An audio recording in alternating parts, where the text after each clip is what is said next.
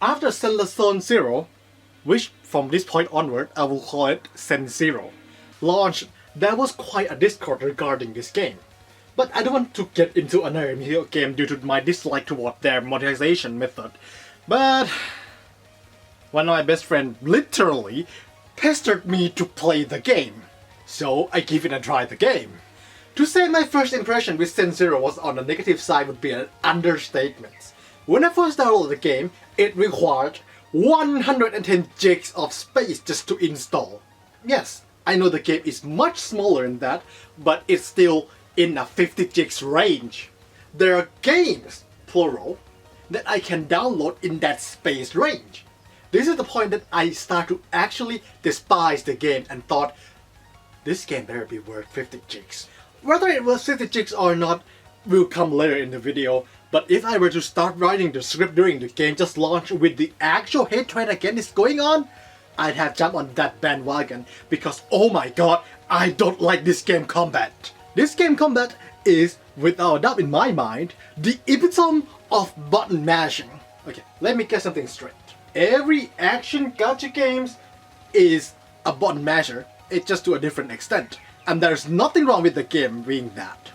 But there's a problem when the game barely has anything to compensate with the button mashing nature of the game, on top of it being very easy.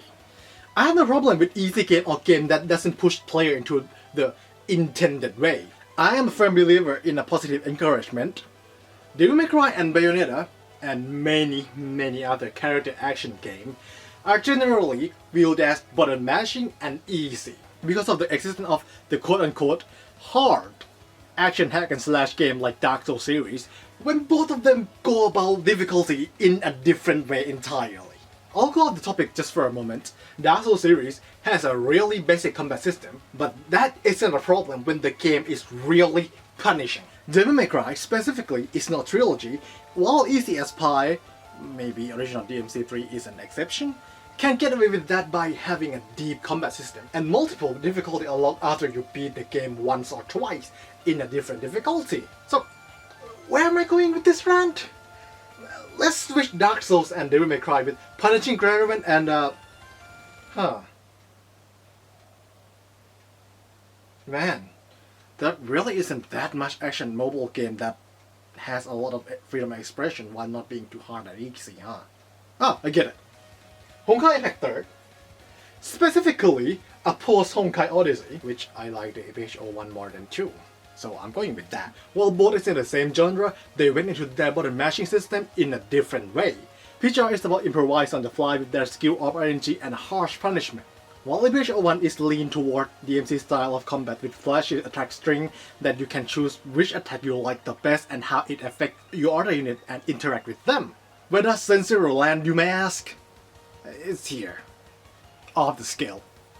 Wait, just kidding. Just kidding, it's actually around here. Zen Zero is pretty much a streamlined version of APH02, but that is the exact reason why I don't really like Zen Zero combat. Anomaly effect that will proc after you fill up the gauge that interact with another anomaly effect. This QTE-like chain attack section, and a jump and aerial combat, and we would have APH02 the full game. In action gacha games, there exists a concept of rotation. Every unit has their own field time to go into battlefield, do something according to their role, do that and rotate to another unit, then another, then to another, then to another, rinse and repeat until there is no more enemy. Or you complete the objective. And generally, rotation is static for maximizing damage, as usually the end game is just a big DPS shake. Even there is a deviation or variant, it would be in a very niche case. So what did MiHoYo do? Make it in order like you switch weapon on Dante. Whoever came up with this idea, sincerely, screw you from the bottom of my heart. In an attempt to streamline the rotation, or spice up the rotation, depends on your point of view, they limited the choice and option of the player. However, to be fair to the game, there is a way to freely switch characters on controller, according to my best friend that pestered me into play the game. But I haven't found that on mouse and keyboard control scheme. This makes the game boils down to the most basic version of action gacha games. You mash the button. I know optimized rotation and character-specific tech exist, but then again, if Mr. Poke can blindfold a Maestro Shield 7, I don't think the optimized rotation is that necessary.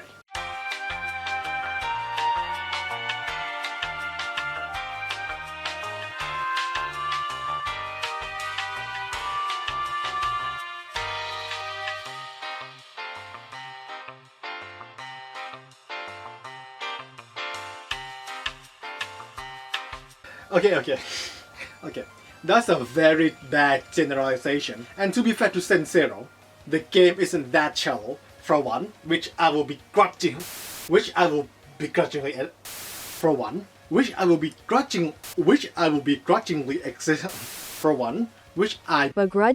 admit this. The assist parry is a way to spice up / break up the static nature of the rotation. However, it doesn't do that much for me when quick swap in WoWa is this good. Besides the game visual and sound effects, there is also a stun gauge.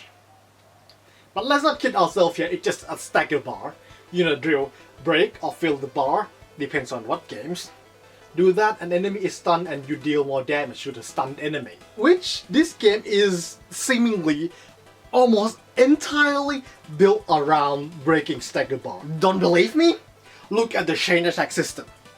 Upon stun the enemy, you will enter the quick time event state that gives you a choice on what unit you want to switch to and trigger that skill.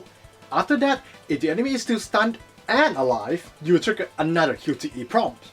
Stun mobs, elites and mini-boss will let you do chain attack up to 2 times, which is enough to rotate through your playable characters. Boss will let you do up to 3 times. This is your entire teams, i.e. your characters, and include the bamboo of choice, which deals a lot of damage. Either that, or it gives you a benefit through streamlining the process of applying buff and debuffs. In 1.1, the function to cancel chain attack string and manual chain attack option is added, which I mean, to be honest, the former is very useful and genuinely a nice addition to the system.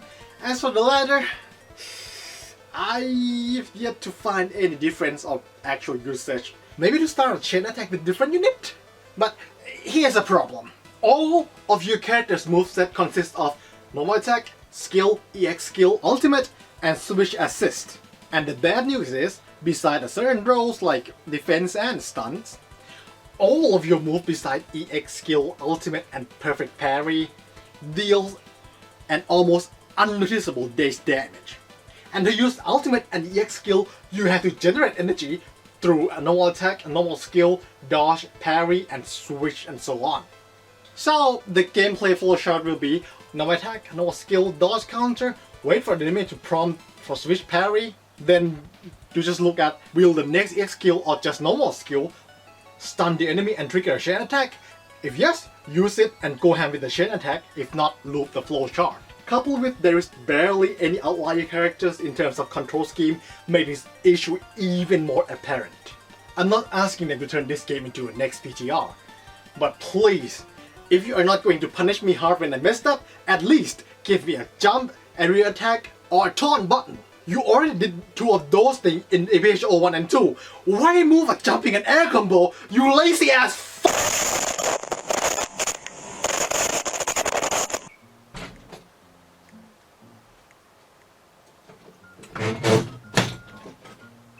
Oi, Shinjin! Shinjin! The mic's dead! Where are you? ตามหาเด็กใหม่อยู่เหรอไม่ต้องหามันหรอกมันน้ำมันโอมาเลยเฮ้ย Who are you นี่เป็นโปรดิวเซอร์ไงเด็กใหม่เข้าโรงพยาบาลเมื่อวิดีโอที่นู้นน่ะ แล้วต้องมาหามันก่อน Oh so the producer is you No wonder the show sucks Okay ว้าวปากหมาจังเลยวะครับซ่อมมาเสร็จแล้วไปพาต่อไปเลยให้ไปแล้วด้านนี้เลยเดี๋ยวเราเข้าตัว And no character influence isn't just in combat system, but also in the team building. You need a various team for a specific elemental damage, and this is very much apparent in Chiyu defense. If you're a free-to-play player with, let's say, average to bad luck, aka your dicks is aka your relic is mid, try to compare the clear time between the brute force route with the neutral elemental damage and the one that is enemy is weak to or the flaw is recommended. The difference is very noticeable, which could lead to the lack of option for free-to-play player, and I'm afraid this problem might be very real in the future patch, if it goes by Honkai Impact 3rd. With that I mean how many meta-relevant units that is either A rank or the giveaway reward S rank. I can only hope that the power creep isn't as egregious as Honkai Impact 3rd, and Mihoyo isn't that aggressive when trying to nudge wink the player into pulling every new limited unit. And I'm gonna be honest with you, Shiv, the only silver lining right now in Sensero is that Shiyu isn't a PvEVP. Luckily, the game isn't just about combat. There is other part that I find myself enjoy quite well, which I'm surprised myself. Mainly exploration, both in TV and the real world side. I'm not going to pretend that I can stomach TV exploration for hours on end, but if you use it as a break from many combat missions, it is a good palate cleanser. Some TV exploration is straight brain dead, and those are ranged from meh to eh. But some that require some brain power, that's quite fun. Although Mihoyo removed TV exploration in 1.2 entirely kinda sting, but at least it doesn't hurt the pacing of the story, so that's a plus. But I wish to see it come back, because I think this mode is what makes this game unique. Well, at least in terms of presentation. But the real star for me has to be the game setting. Its presentation, characters, animation, and story. While the open area of the game really resembles a certain big IP, I've gotta hand it to Mihoyo for how they tell the story through visual novel section, comic book panel, and cutscene.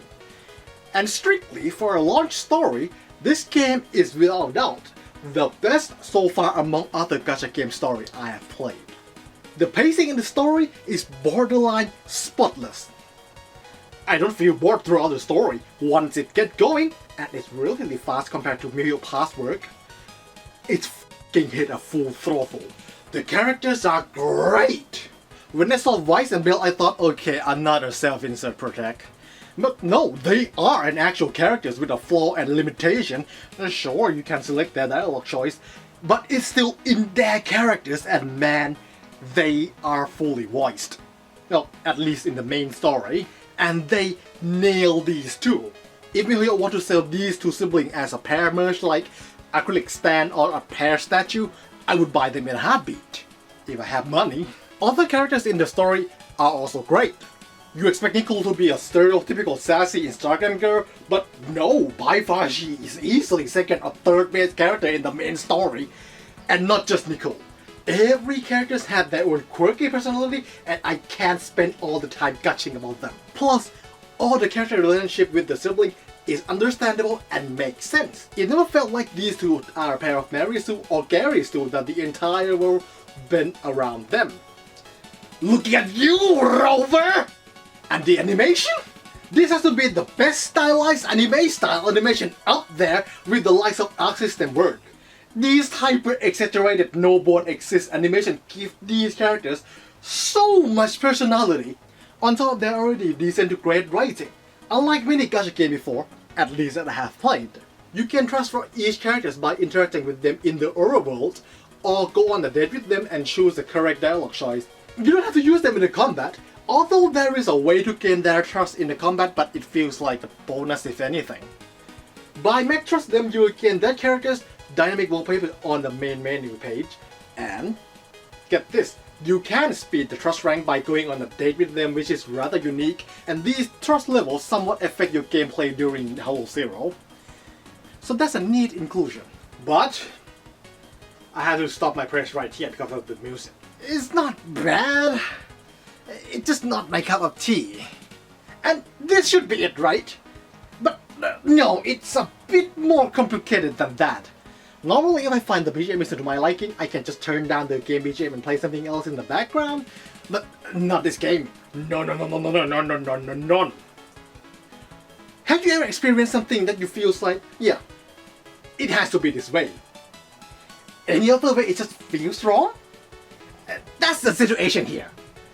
I don't know how to describe it, but the BGM for combat section sounds like they are composed to fit exactly into the context of this game combat system.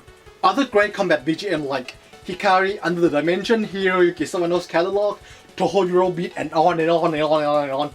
It just won't fit! It's so well made to fit this game's combat. But the BGM... But the BGM just isn't my cup of tea! You can think of this as a praise for their musical direction. Then there is daily stamina and mission times. The dailies has to be the easiest out of every game that require you to be fully active while playing. If someone say, yeah, you can finish this game dailies within 5 minutes max, that's not an exaggeration. That's real. As for stamina system, it has gotten healthier compared to their past game, because you can adjust how much stamina you want to spend on a certain type of resource for increased drop. A maximum amount you can spend in one run is 100 stamina for the same length of mission.